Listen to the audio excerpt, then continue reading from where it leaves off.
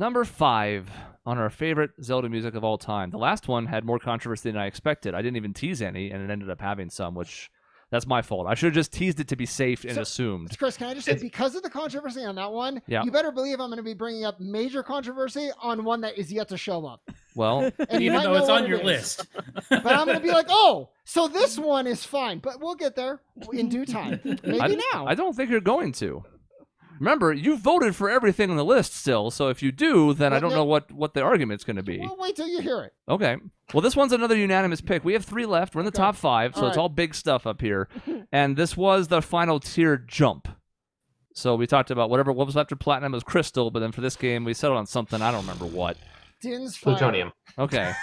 This is the Din's Fire tier because this took one final leap until everything except for our number 1. So there was a clear threshold that separated the top 5 in this one, which is kind of cool. I mean, top 5s are top 5s. They matter. Again, unanimous. We haven't been to Wind Wakerville in a while, so we should probably go back to Wind Wakerville. Hey. Okay, ITs are real hot. It's not here yet. Yeah, here's your hot hit the hot take. Destroy this track. I love it. It's really good. It kind of reminds me of Gerudo Valley. Lately in some kind of sort of hints. What I didn't know is this shows up in Rito Valley in Breath of the Wild, which is also amazing because there are obvious connections there too between the races. So just really smart callbacks and instrumentation, and then on top of it, it's just a really great song. This song is great, and when I was going through this list, unlike other lists I've done, like the Final Fantasy and whatever, where it's like I purely built those based on, okay, do I listen to this outside of the game? Like, is it a battle theme? Whatever.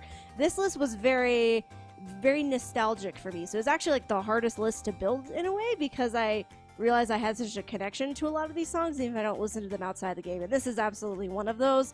Like, I just remember running around in Wind Waker and going to Dragon Roost and seeing Medley, and this song is so catchy, and there's no reason for it to be this good. It's just it's just a village. But it's so good. It's the clicks, the little clicks in the back, the little flute. All of it is so pleasing to listen to, and this is one of those that you talked about that test, Shaun, about just wanting to play it in your car. This is absolutely I'll play this one in my car. I bet Shaun thinks that. I bet he wishes that you got to listen to Dragon Roost more than you got to listen to Great Sea.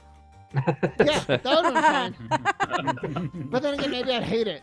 That's true. I mean, you did play it like 6 times, so that might... Absence does make the heart grow fonder. Whatever I voted for this song, though, it went up a few spots because... And if I voted 25, hopefully I think it's 13. Pretty high up there, yeah.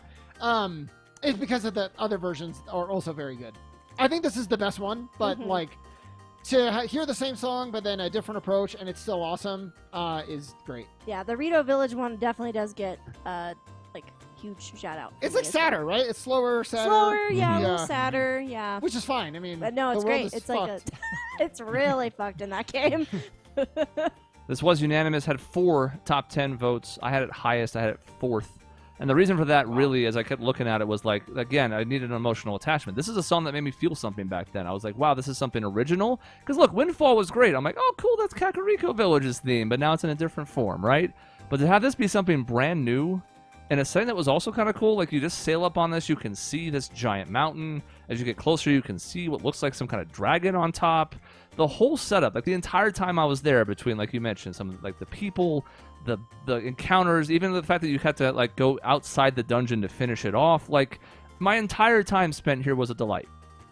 And that's kind of rare. I mean, there's, as much as I love Zelda games, there's always a part of them where I'm like, okay, like I gotta go talk to the postman in this town. Cool, great. I never really had that with anything I did here. I just enjoyed my time thoroughly. And something I remember about this, and I was kind of looking up some stuff, but I remember this had the giant mountain. The whole island had the giant mountain in it. You could see that from so far away when you were sailing. So while you're listening to the other awesome track of the Great Sea, you could see this out in the distance, knowing what music was coming up. That's true.